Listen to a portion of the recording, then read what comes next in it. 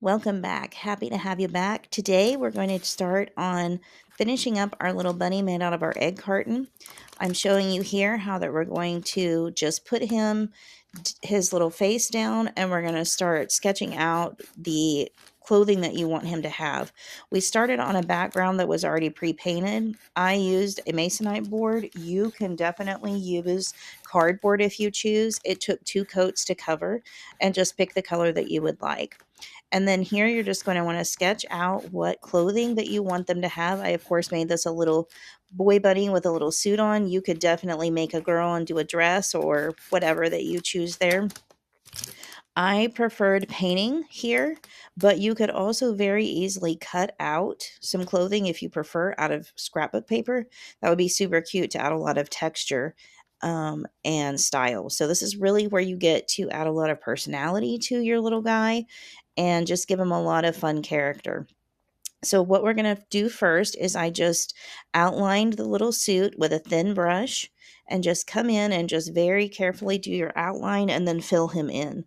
If you choose, you can use a little bit thicker brush to fill it in. I just use the same brush just for ease and not wanting to have to clean another brush. So that's completely up to you.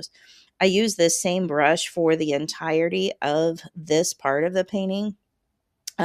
Just a nice thin brush. And then whenever I get to the background, I pick a different brush, and I'll talk about that here in a minute. But here I'm just filling in his little bow tie. And then whenever that I do that, I decide that I'm going to add just a little bit more character to that. And so I add a little design to it. I choose polka dots. You could certainly do stripes, flowers, really just anything that you feel comfortable painting. It's all up to you whenever it comes to this. Again, this is just where we're going to add some style and some fun character to the piece. So just keep it really simple. You don't have to do anything super detailed. I just came in, added a little bit of finishing touches, just polish off the sides of things, and then come in with black and outline so you can see where the little lapels are. You can see where that the edge of the tie is. It just helps make this a little bit more crisp and clear and gives a little bit more defined edges for you. So that's why that I like to do that black. You could skip that part if you choose not to. Then I come in with a white and paint his shirt. You could certainly do that first if you chose to. I liked doing it last because, again, to me, it kind of helped crisp everything up. If your black outline is a little bit thicker than you want it to be, this is a great place where you can come over, and with acrylic, it's really easy to cover. So it's very simple to just come back over that and cover up whatever that you did not love about what you did the first time. And I love that. By this point, your paint is usually fairly dry. It really just takes minutes for acrylic to dry. So it's just a really great way of you being able to come in, like I said, and just cover up anything that you don't super love.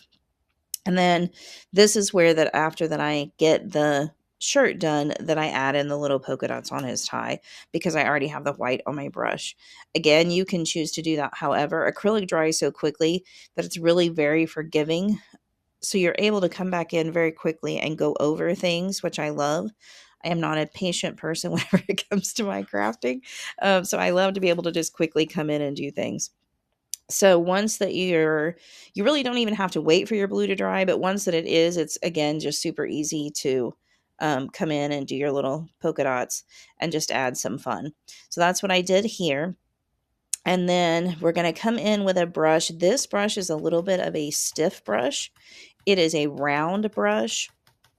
You can really use even a flat brush here, but you want something that's a little bit stiff, and you're just going to pounce up and down until that you get the clouds that you want. Because that you are wanting a cloud and the clouds need to be rounder to look more realistic, it's really nice to have a round brush. But I have definitely done this with flat brushes before. You just have to kind of pounce in a way where that you are going in a semicircle whenever you do the edges, and that will give you that softer look that you're looking for here.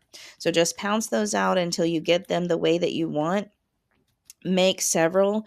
Really, whenever you're doing things, you really want an uneven number. You never really want an even number of something or it's going to look odd. So you really want to do 3 or 5, maybe even 7. That might be a lot on this little spot, but if you're creating something a little bit bigger, you might get by with that many. But just pound some in there, and then we're going to come back in with our tacky glue and a brush, and we're just going to brush in around the egg carton and make sure you get every little cranny around the whole spot, and then that way you can glue him on and he'll stay really well. Because it's such a thin edge, you really need to cover that well in order to do that. Make sure during this part that you don't let that dry till you you want to have your ears on before that it's dry. Be able to pick his head up and move them around. I like putting his head down first because that helps me know where to put his ears. So that's why that I did that in that order. I hope you will come back soon and join us as we craft again.